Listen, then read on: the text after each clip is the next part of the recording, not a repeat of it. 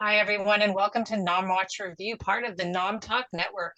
On this show, we review the latest film or a throwback celebrating a milestone just to make me feel old while eating and drinking our favorite movie snacks and drinks. Don't forget that we have merch, which you can find in the About section on Twitch. I have 2 t-shirts. I love them. I wear them when I go to the movies all the time, which is like 3 times a week now. So I wash them, I promise. I am your host. Oh, sorry. Our subscribers to our Twitch channel get discounts, so be sure to subscribe and then go visit the merch link. I am your host, Jen, and right now I am enjoying a clandestine New Glarus spotted cow that was sent to me from Wisconsin by a secret agent because they only sell it in Wisconsin. Some organic grape tomatoes because I literally left work at the last possible minute, and some English toffee almonds and applesauce because I'm a giant child. But this is what I would eat if I was camping because you'll never find me camping. So welcome tonight. I am so excited to be talking about this movie with my guests Bryan, Alex, and Kyle. And Charlie just joined us with his claws. Bryan, what are you eating and snacking on tonight? Tonight I will be snacking on some pretzel chips and some tortilla chips with some dates on the side because it was put together very quickly and it's what I have. And I will be sipping on, as always, ice water. So fancy. Perfect. Nice. Kyle, how about you? What are you eating on and drinking tonight? No, I've got my I collect AMC novelties. So I've got my traditional Coca-Cola in my Quiet Place Day One cup because I do love my AMC novelties. And for snacks tonight, this stuff is the most addicting stuff. Ruffles, sponsor Nom Talk. I will eat more of this. It is Korean style sweet and spicy chili potato chips. And they are the greatest thing that God has ever put in a potato chip factory. I tell you what, or perhaps the spookiest thing. High praise. Maybe. Awesome. And how about you, Alex? What are we snacking on tonight and drinking? Shameless plugs. Make it teaser. I got a little Coke over here, a couple chicken sandwiches, some Oreos back over here. I'm gonna be trying to mute myself on and off as I actually eat a smorgasbord of junk that's not good for me. So yeah. Excellent. Excellent.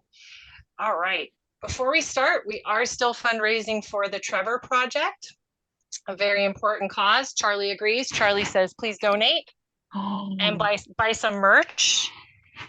And Charlie, go eat your dinner.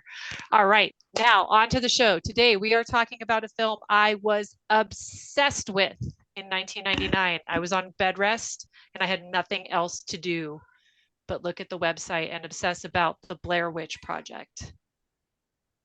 Okay. Kyle, you're very excited about this movie. How did you feel leading up to the first time you saw this movie? So the first time I saw this movie, I think I was in the end of elementary to like middle school. It came out in the 90s. What was it, like 90 when was it? In the late 90s, right? Like 99. 99, right? 99. So I was at the end of middle school going into high school and I was completely and totally obsessed. I was absolutely terrified. And it's not that the film is like spooky as a general rule. It's just the concept and the ARG, the first ARG of its kind that they built around it. So I was like, I was also obsessed. It's fair to say. I was reading everything. I was imagining spooky things. I was trying to get to the theater even though my parents wouldn't let me. So, that's it, just the dread, and it sticks in my memory. How about for you, Alex? How did you feel leading up to it and with all the viral marketing that went on around it before you saw the movie? Okay, so here's the deal. I saw it when it was promoted to the Sci-Fi Channel. It was SCIFI.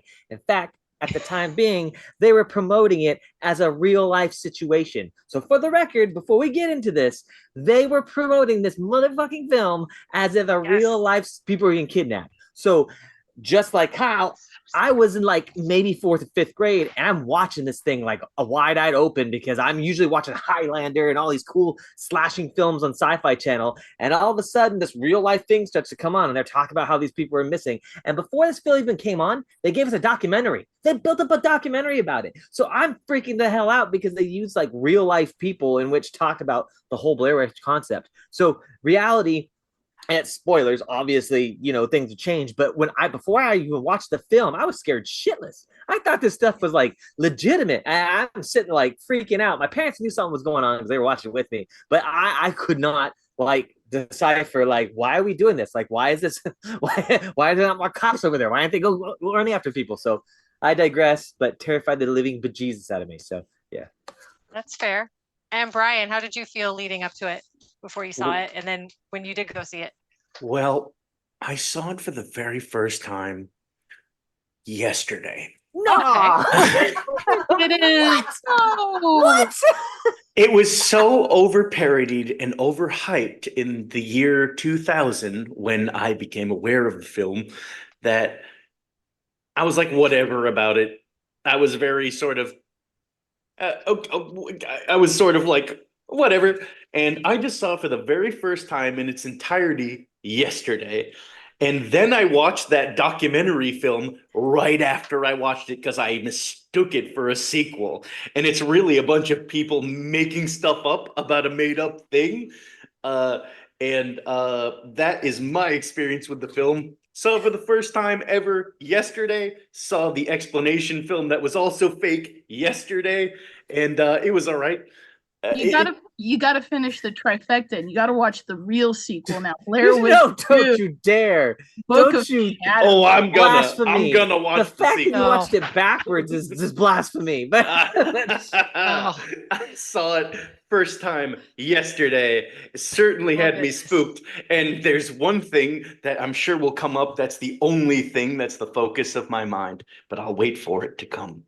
All right. And if it doesn't, you be sure to let me know so I can. think it will. Oh yeah. So I saw it. It was released in theaters in July of 2099. No, 1999. I had been on bed rest from like March to March because my baby came way early, and we had seen news reports. We had seen all sorts of things about this movie, and found footage hadn't been a thing yet. So I was so out of it because of the sickness I was having with my pregnancy affecting my poor little brain here, that I could buy into it real easy. And since I was on bed rest, I had a new laptop. I had nothing else to do. So I absorbed the website, every bite of it. And then there was a book called The Blair Witch Dossier that I also devoured. And then my baby was born. She was fine. In May, we had a Memorial Day barbecue, and a friend of ours who worked in the film industry came, and he holds up a VHS tape and he goes, "Guys, want to watch a movie after dinner?" So at 1 a.m., he goes, "You'll love it."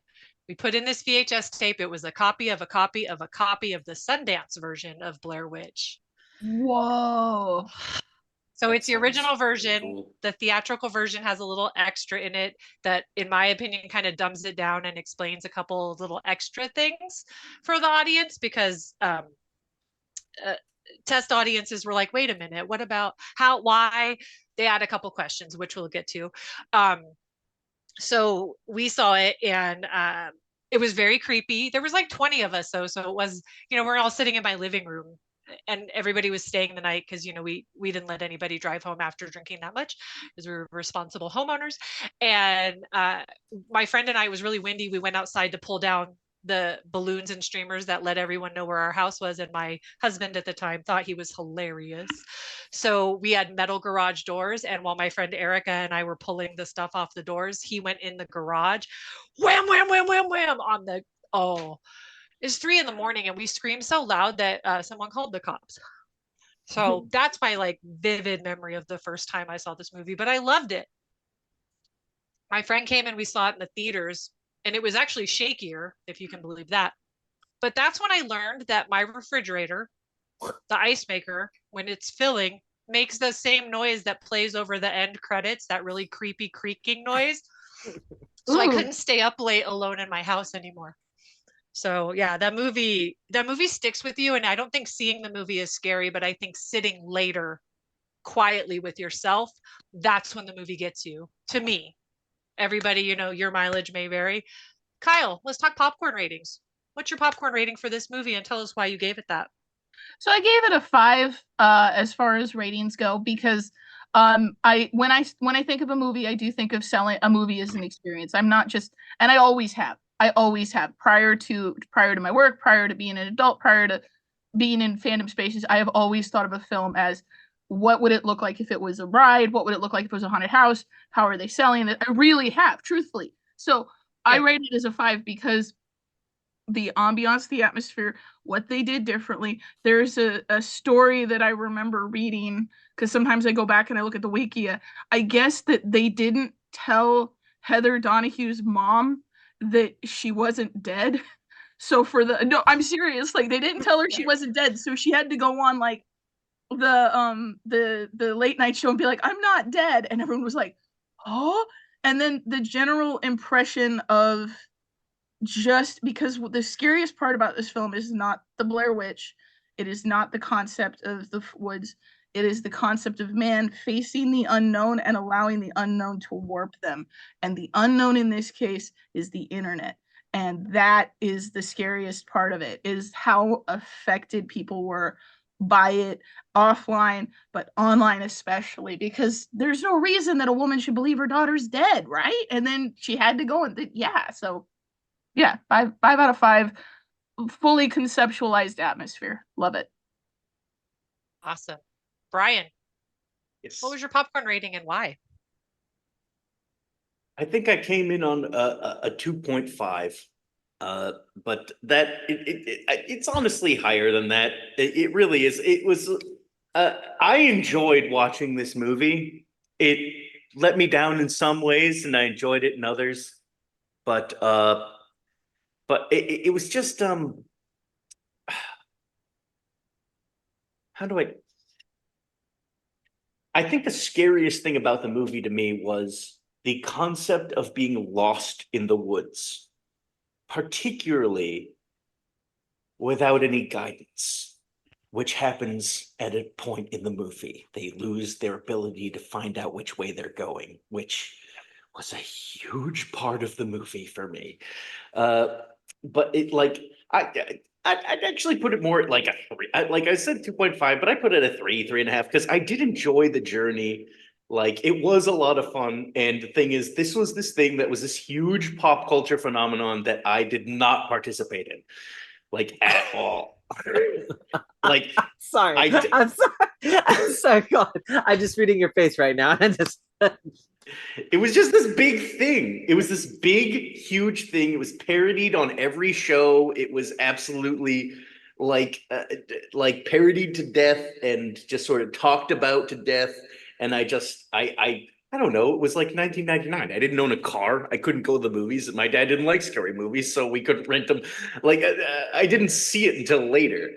But like, I enjoyed the movie very much last night. But I certainly have my issues with it that put it like, I don't know, like a between a 2.5 and a 3.5. Hey, that's still a strong rating. And you know, that I will say there's something special about getting to experience something like this that has a place in pop culture, like when it happens. And I was 23, so I was old enough to go see it by myself and appreciate it, and to suspend my disbelief and really buy into it. And plus, it was such an escape for me, because here I am, 23, pregnant, terrified, because I have these really weird complications that I never heard of.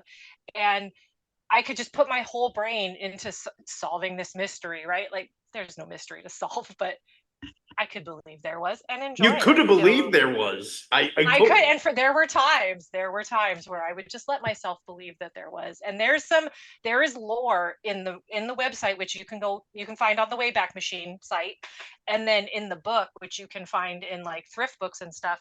That, oh, I just stepped on my cat. Sorry, buddy. That is not in the movie. That makes it so much eerier and just adds a twist to it. Yeah. Alex, let's hear your popcorn rating and why did you give it what you gave it? 4 out of 5. And realistically speaking, it's just the way they put it out of here. I mean, let's be real. It was actually doing things that Netflix are doing now in 1999. What I mean by that, I don't know if you guys know this, but not only could you see it in theaters, you could also watch it on the Sci-Fi Channel. They built it up, and if you watched it from like point on, you had a certain thing on cable, you got to watch the Blair Witch Project from your home. And that's how I saw it. I didn't go to theaters or anything. I watched it from satellite dish network, bring it to my little tiny little country cottage in the middle of 6 acres of nothing. So pitch black at night, I'm thinking this stuff's real. I preemptively got like, and here's a crazy thing. You were telling me that there's additional lore that's online. In the 90s, we were talking about social media platforms on Yahoo message boards. We didn't have any in-depth Wikipedia. We didn't have like, honestly, we were still working off of Ask Jeeves. And even then, Ask Jeeves was still like really just like really, you had to second quote and guess where you're getting your information for the site because it was just much of like the wild west on the internet. And the problem, what they were doing, they took full advantage of it. And to actually like capitalize on what Kyle was saying, everybody was thought to be dead until the awards night. The awards night came up, and technically four, because they had a hidden cameraman that was involved the whole thing that they didn't mention the whole time through, unknown body. And what they mentioned to them was this: do not make an appearance. The awards came up, and all three of them went up against the will because they were like, we want to be noticed. What the hell cases of stuff? And it's kind of interesting how that whole thing portrayed. And like, you know, listening to Ryan, like mentioned before, what, you know, that this is a huge cult, you know, thing in which so many parodies off it. I don't know how many camera angles we got, like people going, scared. Like it exists everywhere. I can't even imagine, like, I don't remember a time when that joke was not real. I mean, I don't know how many times we've like ran it into the ground. I am more familiar with the joke than I am with the movie. The film. And that's the thing. I think what happened too, and I digress here once again, 4 out of 5. I think what happened too as well, some legalities hit them really hard because Sci-Fi Channel promoted it as a real life experience. There was nothing like, they were like Unsolved Mysteries, putting the sucker on there, like all this stuff, and you're like, oh, that white guy's talking about an old witch that he knows about because it's real. So there's a camera on him, and I guess you could lie at the time being, and you didn't have to be like telling the truth about it. And 7-year-old me was scared crapless. So anyway, I digress. You get the point. 4 out of 5. Sorry. That's what I'm saying though about the idea that it's not just a film. This is the first film that built an experience that marketers and everything else would be, and it really shaped, I would argue, public consciousness about that kind of stuff. Because you're right, there is lore and there is things, and kids who don't remember, to people like Brian who never saw it, don't remember like how messed up it was, and how I remember when the Book of Shadows, that stupid sequel, the Book of Shadows, came out. I was like, man, oh, they're gonna solve things. They're gonna solve things. I'm gonna know everything. And then it was awful. It kept people in the dark. It was so long. I was so mad. And I was so mad. Like, no. And then the new one came out. I was like, they're gonna solve things. And I'm like, no. Yeah. It was a tragedy. I also gave it 4 out of 5 popcorn buckets, and for all the reasons mentioned here. The marketing though was just, it was second to none. It was so great. And I will be honest, I saw Longlegs. I had issues with the constant comparisons to Silence of the Lambs. That movie is no Silence of the Lambs. It's maybe between Fallen and Copycat was my estimation if we're going to compare it to 90s serial killer movies. But the marketing was supreme. And it was, if you go to the website, the birthdaymurders.net, I think is their website, it was reminded me very much of the Blair Witch Project. So the marketing was top notch for that movie, and reminded me very much of the marketing for the Blair Witch at the time. And the fact that they got the book and everything out concurrent with the movie was just fantastic. So I've got a couple comments here. We have Don Miguel looking up things on the movie on dial-up back in the day. 8 at my soul. The page taking 1 to 2 minutes to upload pins and needles. Absolutely, yes. So much truth. Oh, so true. That AOL thing. Ear. Oh God. Yeah, AOL. Heck yeah. Q Ball says, I remember this movie. Must be nice. And I graduated 2 years after high school. When I first saw it, I thought that this was what real paranormal is. Paranormal investigator here? Not really so much. I experienced some paranormal activity because I used to live by a cemetery. I couldn't take my eyes off of it. I got scared so bad. I get scared very easily. Popcorn rating 5 of 5. Well, I currently live on the edge of the Los Angeles National Forest. I will not be going outside tonight after we're done, or anytime after dark. Mostly because there's a bear that lives on my road. Well, you live on the edge of the national forest? That's a very good Yeah, reason. I do. I live up in Wrightwood, so I'm cool. right by That's the so forest. cool. Yeah, no, don't want any bears. What if it Nom turned Talk into- has redeemed Hydrate for us. Hydrate! So everybody take a sip. Hydrate, don't hydrate. And Heartless 7 is here, our buddy Eric, and he very kindly redeemed Take a Bite, Hey. keeping us snacked up, keeping us Alright. hydrated. So this movie had a lot of hype about it. I had a friend come down from Northern California to see the movie. Like, we were so hyped. We went to a Halloween party for we have a big group of Buffy fans. We went to a Halloween party in Vegas called the Come As You Aren't Party. We decided to not be Buffy characters, and we went as, there was 3 of us. We went as Heather, Mike, and Josh. And throughout the night, periodically, one of us would disappear for a little while and then come back. And I think I know what scene you're referring to now, Brian. We had a map and we threw it in the punch bowl. Oh, you kicked it into the punch bowl, did you? Kicked it into the punch bowl. So this movie was filmed entirely by Heather, Mike, and Josh, except one scene. And that's the scene where they interview a guy who talks about Rustin Parr, who is the serial killer. He's not the Blair Witch, but he was a serial killer who lived in a cabin in the woods outside of Burkittsville, Maryland. And this cabin will come into play later. The serial killer lore, they don't go into a lot in the movie, but they really go into it in the off movie marketing in the book and in the website. And this is the scene I was talking about that's added, and it's the only scene that's not filmed by the students because it was added after they were done filming. And it's added to explain the end of the movie. And so it explains how Rustin would kidnap the children from the town, and then how he would take them down to the basement in pairs and put one of them in the corner and then unalive the other kid. So it was, when I saw the original version that doesn't have that interview, I still kind of like could, you didn't need to know about the serial killer to have the movie be creepy. Then when they added that, I was like, oh, well, okay, I guess I know why they needed to add that. We've all met people, so we know how movie audiences as a large group tend to be, but other than that, this movie was shot entirely by these folks with no real script. They had an outline. What do you know? You knew, you were young, Alex. You saw this stuff on the Sci-Fi Channel. As you got older, did you look more into the movie? And what did you learn about the movie? And has it kept your interest in it? I'm going to be real. This movie is one of the reasons why I'm in Los Angeles right now. Now I think about it, when it comes to scary movies, I always tell people it's Night of the Living Dead. And it just reoccurred to me, this one that got me gutsy into wanting to see spooky stuff. Originally, the Sci-Fi Channel was to watch Ripley's Believe It or Not. It was to see a lot of cool like sci-fi movies, but it was never to investigate real life paranormal stuff. And to me, it kind of got my interest in it. And as I was younger, I was more of, in fear of the film. And it was more along the lines of like, holy crap, I live near woods, or holy crap, being a military brat, you move to, base to base, and it's usually out in the country. So you just really just think a lot of things could happen, anywhere from, oh, it could be a spooky witch, to not trusting who your neighbor was. And that's what really got to me.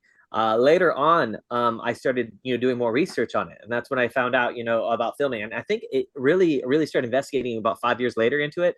Ironically, you got Paranormal Activity that came out. You got things that come out, later on that have similar attributes, and that they pay homage to the actual Blair Witch Project.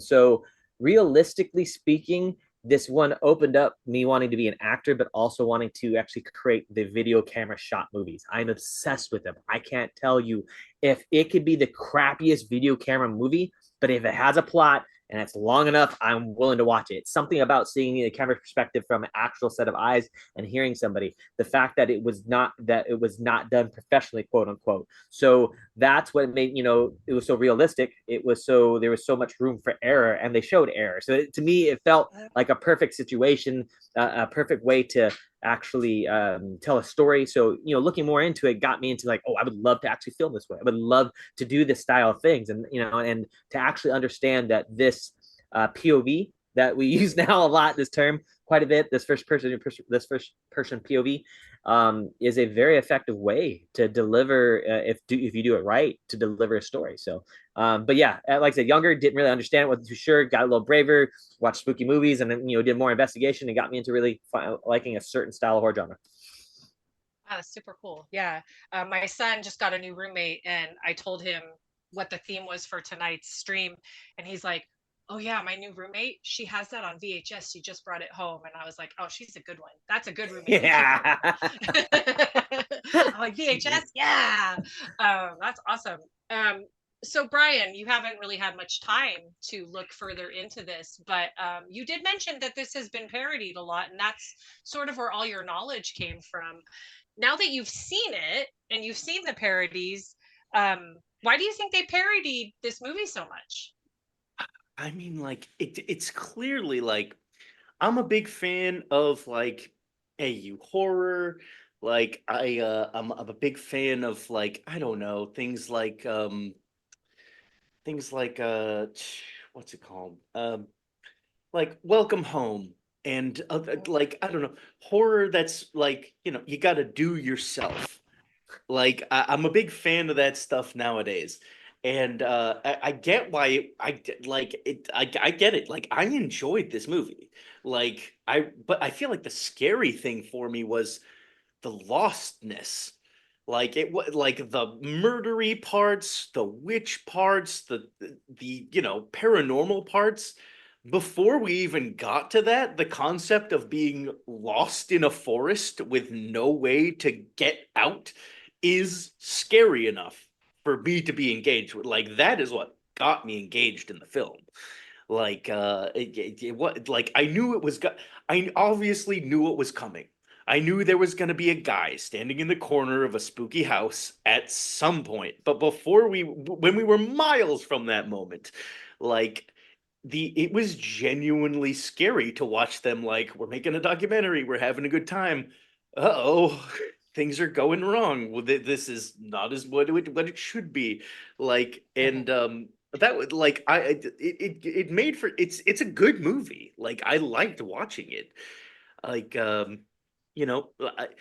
it's sort of the honestly the lore behind it, the sort of trying to expand the horror outside of like this sort of thing that they were claiming, like this is real, this is a real video of real people that died in the woods.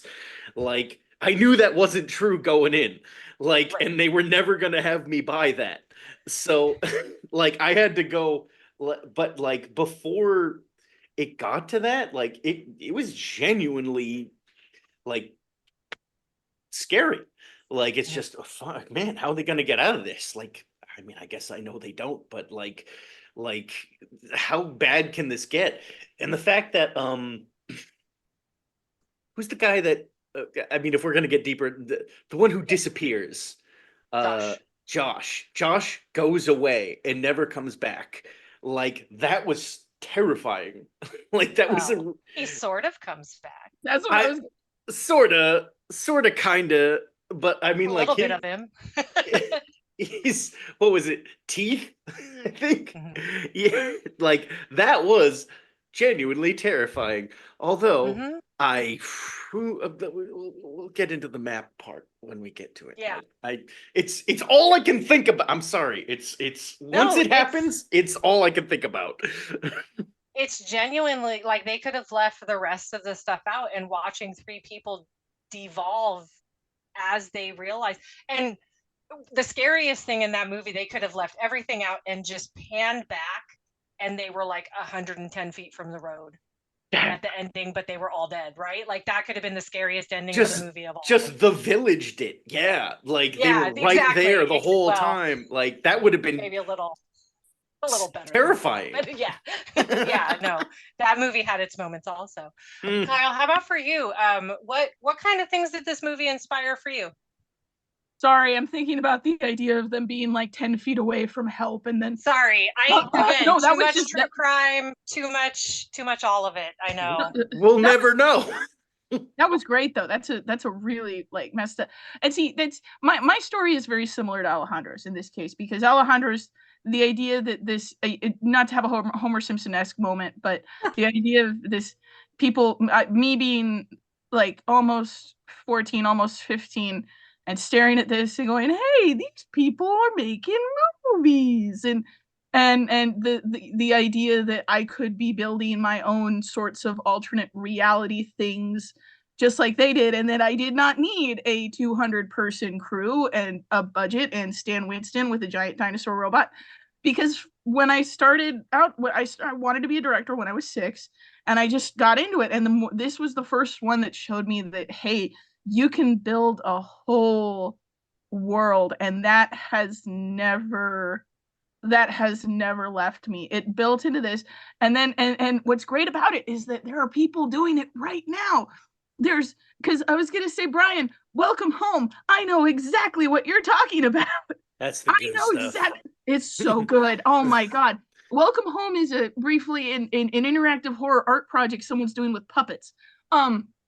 Sort of. Sort of. Yeah. That's not scary.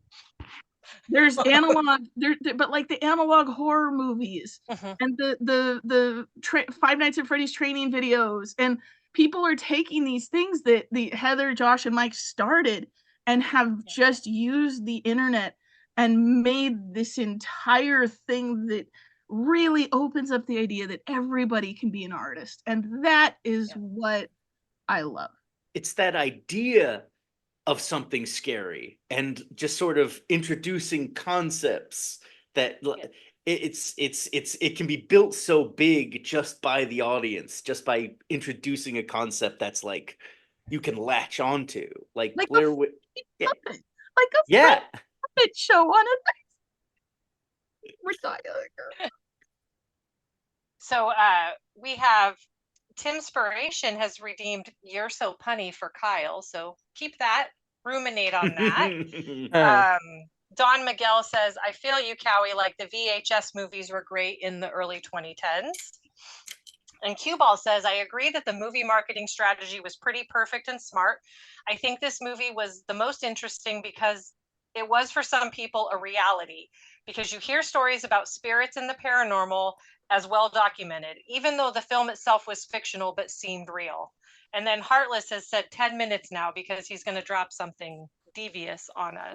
Yeah, I don't know who gets to stand in the corner and who gets to drop the camera, but we'll see.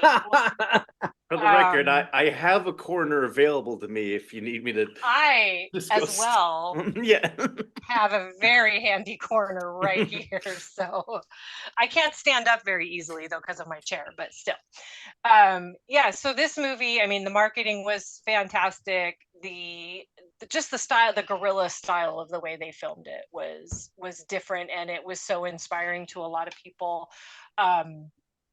For me, it was just an escape. I enjoyed it so much, and it really did leave an imprint on horror and on, I mean, really found footage. I can't think of a found footage film that isn't horror, but please, if you can, jump in, because maybe I just am not thinking of one, but I enjoy them and I've also, podcasts that are found audio have been my new thing lately. And every time I find, and then I started to have an idea for one, and I'm like, okay, calm yourself down, back up, rein it in. You have no free time.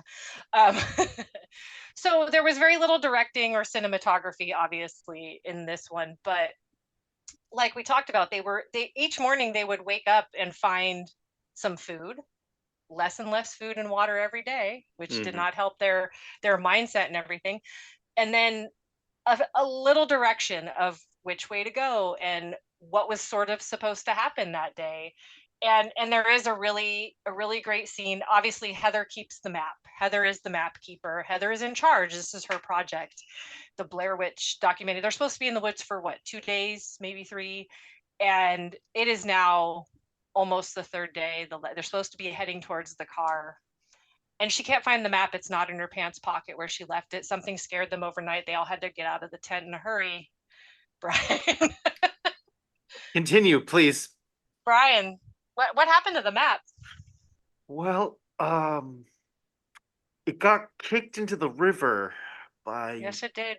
Got kicked into the fucking river. just like by the one man who couldn't read the map, admittedly said, I don't understand what's on this piece of paper. I'm looking at it. I don't understand it. I will dispose of it. And now every moment in the rest of this movie is my fault because I got rid of the one thing who could have got it. It's all I could focus on. Who was the guy? It was Mike. Mike, fuck you, Mike. You dumb idiots. You dumb idiots. Your Uncle Billy losing the money from man, the Jimmy Stewart movie where he throws himself in a river because it's Christmas time and he. It's a Wonderful Wonderful Life. Life. It's a Wonderful Life. Your Uncle Billy from A Wonderful Life losing all the money. You're the character that killed everyone because you're. What do you mean you kicked the map into the river? What do you mean you kicked the? You don't even know how to read it. Why did you do that, you dumb idiot? You stupid idiots who killed everyone. We're all gonna die now because you couldn't read the map and had to kick it into a river. You dumb idiots. I'm sorry. This is my only thought. Like the rest of the movie, every time they're scared, I'm like, this is all your fucking fault, you dumb idiots. You kicked the map into the river, you idiots. Why? And that's all I can think about. To be fair, they couldn't really read the compass very well, which if they had been better at that and still had the map would have probably. Fair. I mean, yes. I feel like going into the woods and being so vocal about saying they were looking for the Blair Witch. Look, the number one rule of doing anything with the paranormal is you don't invite it in. You don't ask it to come around you. You don't challenge it. Oh yeah, don't they walk into a grave? All of those rules. Like, don't they like kick over an important grave? Like, oh, they do everything. Those Karens, wrong. yeah, they did everything absolutely 110% wrong. Let's kick over graves and throw the map in the river. We'll be fine. Yeah, and everything. Those stick figures. Now, if you were a camping person, which I am not. I like camping. For me is a hotel with no room service. Oldest joke in the book, but it's mine and I'm going to own it. If you came out of your tent and there were a bunch of weird little stick figures and things and weird noises popping off throughout the woods, what would your reaction? It certainly would never be throw a map in the river. That would not be my reaction. 48 run. 48 hours of screaming as loud as I can all day. For someone to come help me. Just like, God, I'm so lost. Here's the crazy thing, but you realize they kind of did that at the end. That's my one thing that they should have started that sooner. Well, see, here's the crazy thing. Only point to interject. Only point that you see how frustrated you are with him kicking the actual map into the actual river, right? I am quite frustrated. I don't know if you like. They kind of like watching it. This is probably the 7th time I've seen the film. Watching it again and seeing him do this, right? Let's be real. If you did the buildup, you really didn't focus on what an acting job was because you thought what was going on was real. How he said it and how he delivered it was supposed to be a form of ultimate I give up chaos. Because hypothetically speaking, he was the man of the reason. Like it was typically if there was an argument about the map that happened during the second day because of like the one thing I would say that really got to me about this, and to just capitalize on what you just said, was the fact that they had no idea where they were, and it was the fact that they were all going mentally insane. There was no, like, it was turning on each other. It was going back to at one moment they were going at each other saying "F you, do this." It's funny because if you ever look at the actual subtitles, The subtitles are say censored. damn, yeah, it says damn, Yeah, and he's it's saying so the F funny bomb to watch every it with freaking time. subtitles. I was like, he didn't say damn, he said fudge, and so it was just like it was We're interesting. fudged. I We know are exactly. fudged, man. So it was so interesting to see that, right? But the crazy thing about this was like 10 seconds later, he's like, it's okay, you're great. Are you doing okay? It's all right. We'll find a way out of there. And then it was other dudes' turn to freak the hell out and like just go ultimately insane. I feel like it was the way that it was delivered, because realistically speaking, just seeing it now and just like taking out the perspective, if we took out the online history of it all, the investigations and so forth as well. Just seeing it at face value, I've been like, why the hell did you just Pele that shit in the water? I don't get it. Like, what was the point of it? That's all I would have been able to focus on. 3 days without food, I would have been like, you dumb motherfucker. We should kill and eat you, you stupid asshole. Why haven't we killed you yet? Well, I'm gonna smash that camera on the rocks, and I'm gonna drink your blood for being so stupid. You dumb idiots! You've killed us. Speaking of drinking, Heartless has redeemed hydrate, so Great. we're gonna hydrate, and he redeemed stretch. So we're gonna do a stretch. Uh-oh. Why do I have a feeling I feel something else like is he's- coming? Yeah, he's buttering us up. Because then I'm so scared right now. we still need to get a pun from Kyle. Well, what I want to take a second to talk about is I want to point out something to Bryan that I think is very interesting about the creative process. Whether or not there was an actual script or just an outline, you had 3 different people who crafted 3 different individual characters, each one falling into a specific archetype. Heather obviously was given the point of leader. Mike was the loose cannon of a sort, and then Josh was the individual who came around calming everybody down. So were there more details about these characters? I would say that Josh had to be the person who would go first.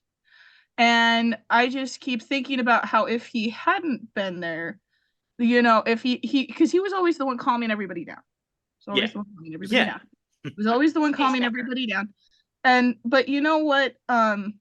It says something about the level of dedication that the actors had to their craft, because he cared so much about those people that he just, God damn it, I had this really long delivery. They wanted him to stick around. Reasonably so. Like he was the one. Like, I get what you're saying. Like, wanting him to. No, I just did a pun. It's kicking you in the teeth, isn't it? Oh my god. It's kicking you in the teeth. Oh my god. My teeth are wrapped up in a flannel right now. It rolls off the tongue. Oh, god dang it. It's brilliant. Just comes to me. That was You're really a good. scream. I try. I like working with people though who don't carn my Oh god. my faux God damn it, Carl. I hate that I understand this. It's a curse. Thank you. I'll be here all for the next 20 minutes. When are we? What is this? When are we? When? 1999. Good sir. Yeah, so let's not be back in 1999. I like not having small children. I like having big children. I got some stuff like that no one's gonna believe. That's like coming that. in like 2 years if we're in 1990. So Heartless has redeemed. Talk in third person. I knew he's good. I freaking knew it. Well, look, there's alternatives, and I will take talk in third person. Me too. Me too. Me too. Wait, is this for all of us? Do we all get it? This is everybody. No, as we talk about the next game. Good. I was afraid I'd miss out on this because Bryan could do this all day. Bryan, Jennifer decided we're going to talk about casting. One of the things Jennifer heard frequently in 1999 was that the casting was bad. And Jennifer disagrees, because these people saying this had never been lost in the woods. So how can you say the casting is bad if you have never been lost in the woods with a witch chasing you? You cannot say that. Kyle, what are your thoughts on the casting of three unknowns? And I'm pretty sure all those people were real villagers around Burkittsville, Maryland. What did you think of the people? They were very folksy. Very folksy people. Very folksy Yeah. people. But honestly, Kyle's of the mind that, you know, when you're doing something that avant-garde, you can't really complain about the notion of, well, Kyle wouldn't complain about the notion of you know, like working within things. But Kyle's also got like the years of work that came from this. And Kyle really didn't pay a lot of attention to the naysayers or the people who tried to look at this as a critic, because Kyle wasn't a content creator or a critic at that point. Kyle was just really into the idea of a spooky town and that stupid spooky drawing of her tied to the tree where she's wrapped in the blanket and she's just like staring at you through the drawing. And Kyle was just very spooked by that drawing. And Kyle's whole thing is that, you know, sure, people are going to be mad. Kyle thinks people are going to be mad whenever there's something new. And Kyle thinks that critics didn't really have a grasp of it. Nowadays, Kyle thinks that critics will hear Blair Witch style and immediately have 5 different things to relate to it, including the one that the guy who produced this came out, and I recommend it to everybody if you get a chance to see it. It's called Butterfly Kisses. And it is it's got the guy who directed Blair Witch in it. And I will explain more later at some point to my co-host, but if you get a chance, everyone, Kyle recommends Butterfly Kisses if you liked the Blair Witch Project. It is definitely unnerving. Oh, yes, that's what I like, staying home in the dark by myself. Well, who likes? For 4 nights a week. That's what Jennifer likes. Jennifer loves it. Bryan, let's talk about casting. Bryan thought the casting was excellent. Like, Bryan was sold 100%. Like, I have no complaints, or Bryan does. Bryan does not have any complaints about the, like, Bryan believed it, you know? Like, Bryan got the whole concept of, like, we are with people who don't know they're in a movie. Like, and it felt that way. And I thought, Bryan, thought? that is, Bryan thought, like, Bryan knew right away, like, these people they're living it.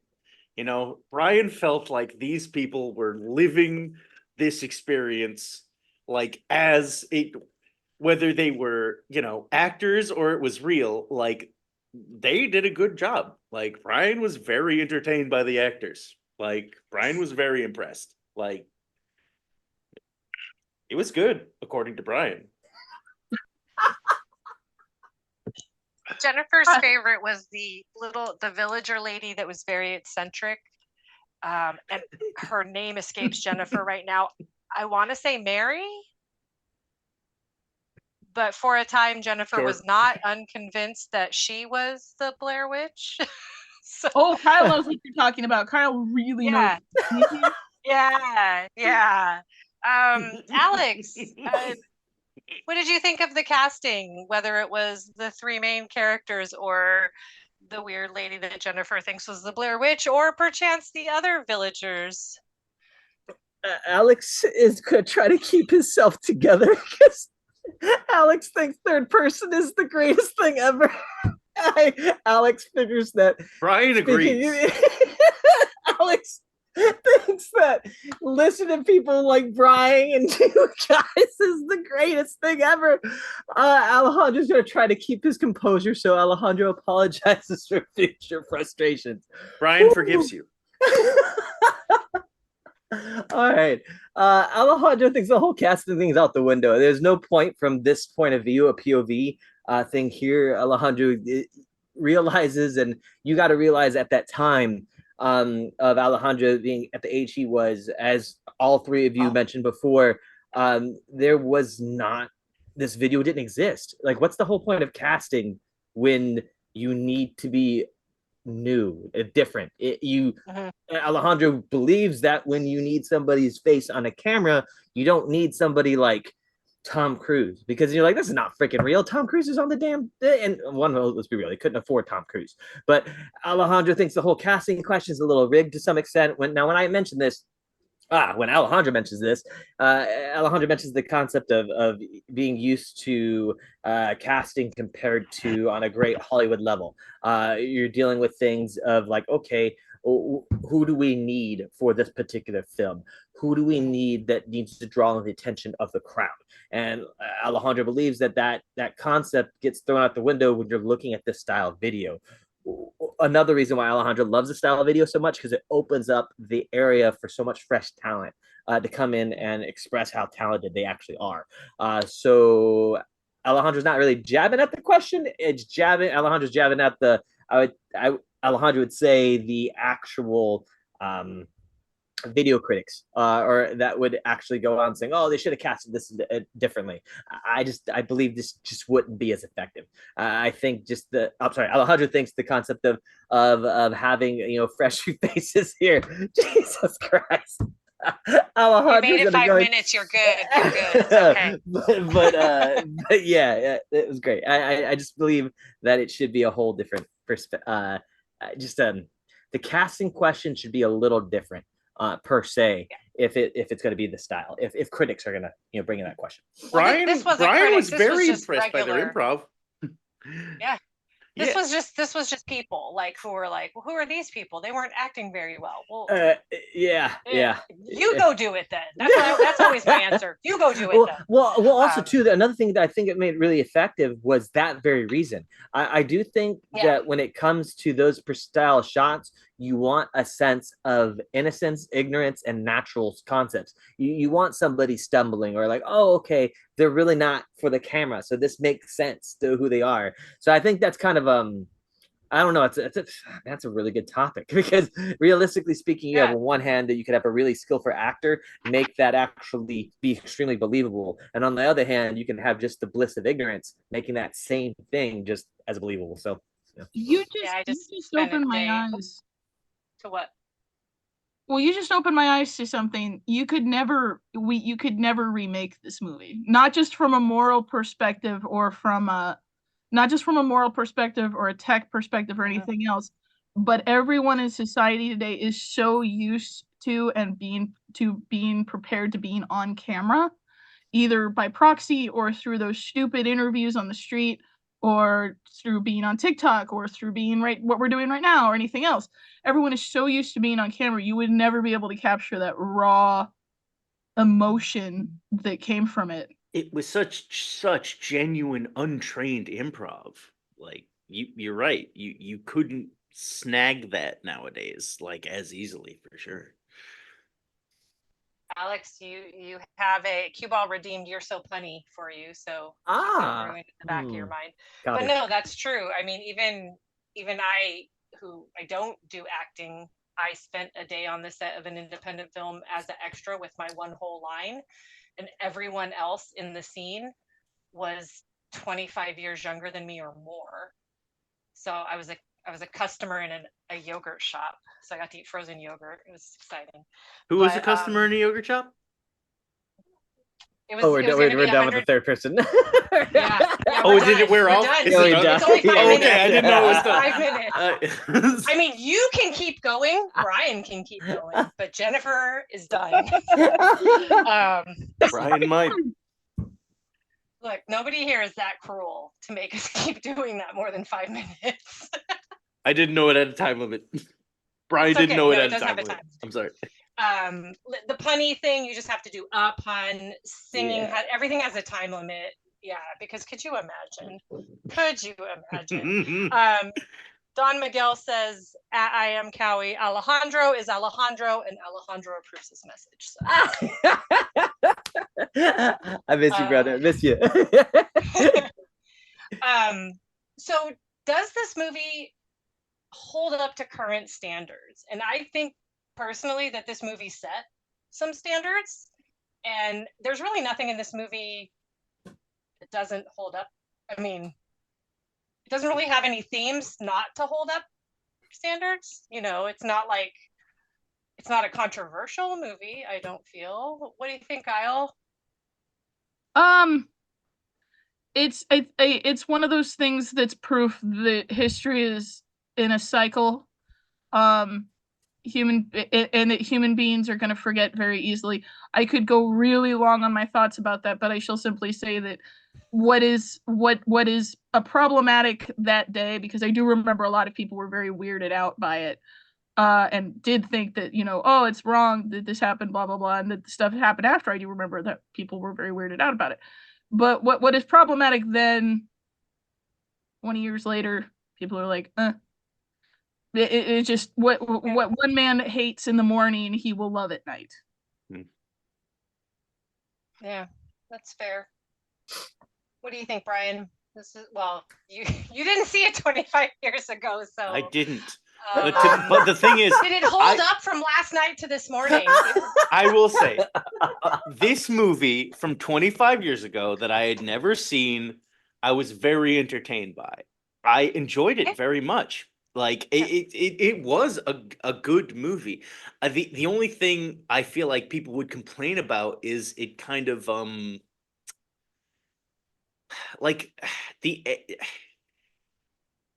you can't hope for closure. You can't hope for like a good bow on the ending. And it's just like, I think that's the only thing that would like, I feel like even a lot of the like AU horror now like really loves tying up its loose. It makes loose ends to tie up later, and this doesn't have that. This doesn't have like the big conclusion that you can go look up online later if you were confused by the ending. It has speculation, but like honestly, yeah, like I think it holds up. Like I was genuinely entertained like the whole way through. It was good. Like the actors, I didn't know who they were, and it didn't matter. Like I was worried for them when they were scared. Like it did a good job. It's a good movie. Alejandro, you still have that pun hanging over you there. Don't forget. Well, So if you mustache me this question, well, yeah. All right. So, honestly, when it comes to this, I'm going to say 100% still holds up to now. With the Netflix streams, with Hulu, with Amazon Prime, with Peacock, with I mean, there's like Tubi, Freebie, all these gosh darn like tons of streaming channels. The reason why I'm bringing this up is we have hundreds upon hundreds upon hundreds, I can even say thousands of B-class films that still use the same format they use today. I mean, they still use the concept of like, if like not necessarily old VHS style film recorders, but you would have going into phone format. You got people going into the perspective of doing movies all done by phones from that same perspective. I'm not going to say that technically the Blair Witch was like the founder, but they're definitely a heavy hitter of that ordeal. I would say, in a sense, I mean, Bryan hit it on the head, in my opinion, with the loose ends. There's a lot of loose ends to actually have fun with. Hypothetically speaking, a part 2 or part 3 always comes out because you didn't see somebody get blown up in a boat. You didn't see somebody going on. Who really dragged the bodies coming in? Was it that, was that murder and mass going on wise? It's just kind of crazy in that sense. So I do believe that it does have that capability of, I would say, asking for another hit, asking for something else. Let's be real, though. The last couple things that came out with it, it's not not what I would call quality or the same direction of something. And it's just a side note, I know this question wasn't necessarily asked. I believe they could do another Blair Witch Project, but not the Blair Witch. They could do something of the Blair Witch documentaries of talking about looking for something else, and it could be other lost footage found in something else to collaborate with that. So, it could be something, I mean, hypothetically speaking, cough, cough, they have VHS, which dogs the heck out of it and actually takes advantage of the fact that recordings were found and so for the distance. So I did, like I said, just a side note, I think they could, but they really have to know understand that with this film, if it was being paid or being made, hopefully they paid, but it'd be paying homage to the actual Blair Witch concept, but being in a universe of it, something different, so to speak. So that's the only way I can see it actually doing something. I'd watch a docuseries about the Blair Witch, like nowadays, like based on the original film. I'd poke my head in for sure. I have a forest and there's a miner's cabin that's abandoned. Wait, what? No, hold on. Okay, but we got to talk after this. We're gonna talk after this film. I'm just saying, there's some interesting topography near where I live. That's all I'm gonna say. We'll talk. Yeah, we'll talk. So, fun fact that they're in the cabin. The end of the movie is iconic. They are screaming. They're running through the woods it feels interminable. Of course, Heather's speech, I'm scared to open my eyes. I'm scared to close my eyes. The camera, you're looking right up, counting her nose hairs. Her nose is running. She's crying. She's terrified. I'm terrified. It's very claustrophobic. She's in the woods in the dark. But if you have never been outside somewhere where there are no streetlights in the dark, you don't know what being in the dark is. I can tell you from daily experience. We don't have streetlights on our road. People won't come to my house at night. So that scene is iconic. She and Josh's story got wrapped up in a nice little bundle and tied with a string. I suppose it did. Josh is the only character with closure in a way. Yeah, literal closure. They find a bundle with some flannel from his shirt that's bloody. They open it up. There's hair, teeth, blood. It's horrible. But he has like the worst of it. Yeah, you still hear him screaming. It's rough. You still hear him screaming. But this movie bends reality. Hear a distant scream. Yeah. You hear a distant scream. Yeah. So Heather and Mike just take off. They start running. They're screaming. It's very disorienting. And I think that's the shakiest part of the movie with the Steadicam, where they had to put warnings up in the theaters, which was not hype. There were people literally like, my friend was very, very motion sick. Motion sick, yeah. They get to a cabin. They go inside and they have no idea what's going on. Now, the whole movie is about the Blair Witch, but they do mention this serial killer, Rustin Parr, who killed the kids. And the last thing we see, Heather gets down these stairs and Mike is standing in the corner, the way the young man they interviewed early in the movie said that he would make the serial killer would make one kid stand in the corner. And Heather is still screaming hysterically, as we all would be. And then the camera drops and her voice is cut off. And there's a black screen and then the credits roll. And it's a terrifying ending. And then my refrigerator noise starts up. I'll never have a fridge with an ice maker again, by the way. I've never had one since and I never will. It was terrifying hearing that at 3 a.m. one day. So an interesting fact that's not in the movie, but was either on the website, they had a timeline. Their footage was found in the cabin. But it was found in the burned out remains of the cabin. But the cabin burned down 40 years before the footage was found, but the footage was found in 1999. So what? That's your supernatural twist. That's gnarly. They went like back through like a time slip into that cabin, allegedly. What? Yeah. All that was left of the cabin was the foundation.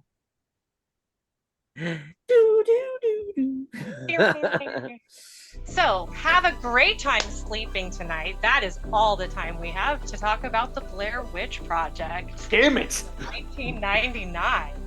A shout out to my guests, please. Thank you so much, Alex, Kyle, Bryan. This was a great time. Please, Alex, tell people where they can find you. I can do shenanigans on TikTok at alejandro.cowie, Instagram at IAMCowie, some toy stuff at Cowie Collector on there as well, or shenanigans here at Nom Talk Network. Awesome. We love shenanigans. How about malarkey? I like some malarkey too. Malarkey! Yes. Chicanery, perhaps. Always. Big Better Call Saul fan. I love the chicanery. Bryan, I waited till you did that. Where can we find you? You can find me on TikTok and Instagram under Wayward Scientist. Pretty soon we'll be popping off with Creature of the Week podcast called tentatively called Trucks. It's a story of 3 truckers going across the fantasy land of America.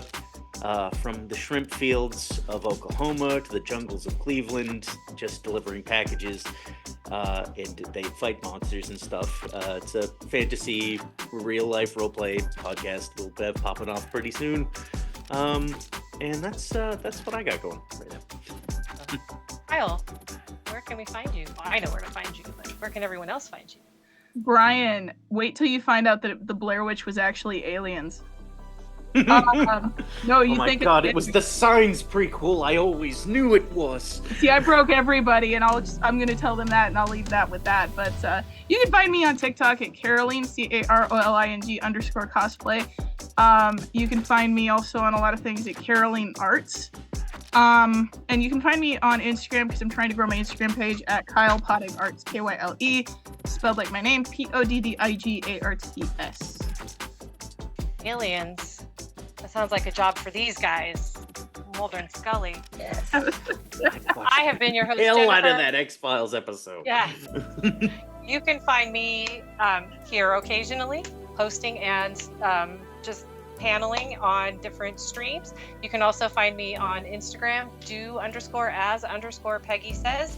And you can't quite really find me on TikTok, but pretty soon you'll probably be able to find me on my own stream here, because if I say it out loud, I have to do it. Where I'm rewatching the X-Files, and we're going to go episode by episode, but talk about the things that inspired the episodes as well, because since I am a paranormal investigator, I might as well put that to good use in all my free time. If you need You someone can to also jump in with that. I love revisiting the X-Files. Absolutely. I will be looking for people, Brian. Definitely. I'll talk to you. You can also find me at my cosplay adventures with our volunteer group, the West Coast Avengers, at California Avengers. And yeah, join us. Let's see here. Oh, sorry, I lost my place, guys. It's Friday. No, it's Wednesday. Oh, It's Lord. not even close. Thank you. Con Crunch. It's Con Crunch. Jen's brain is gone. Thank you all for tuning in. Be sure to join our Discord to keep the conversation going, as well as subscribing to all platforms at Nom Talk Network. Tune in to our next show, that 1999's The Haunting, Friday, hosted by Eric Ramirez, our buddy Hauntless. Please be sure to redeem all of your points and make that guy sick. Make him talk in third person. Until then, I am your host, Jen, and I hope you all have a nomorific day.